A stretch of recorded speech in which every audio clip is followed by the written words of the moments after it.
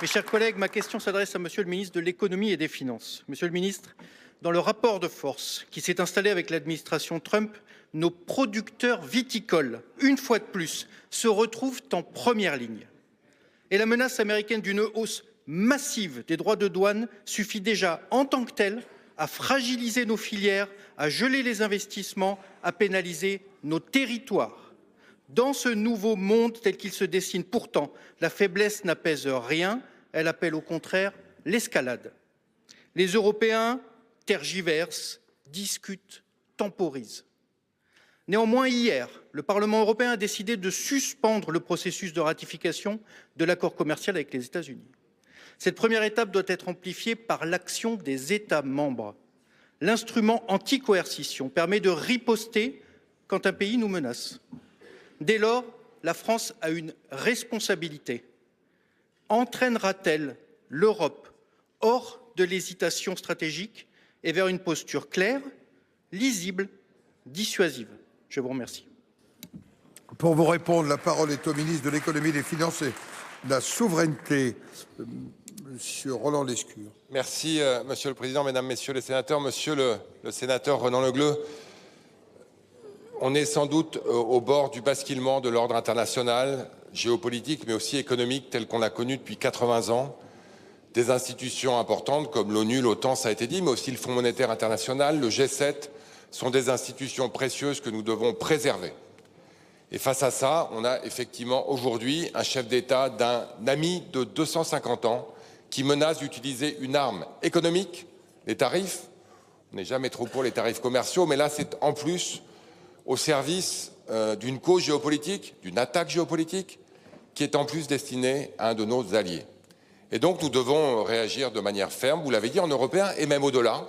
Le Royaume-Uni, la Norvège, le Canada, par la voix de son Premier ministre, ont été très fermes et convergents dans notre volonté de résister ensemble. Avec deux objectifs. Un, quand quelqu'un négocie avec un pistolet sur la table, montrer que nous aussi, nous sommes armés. Et les armes, vous l'avez dit, elles existent.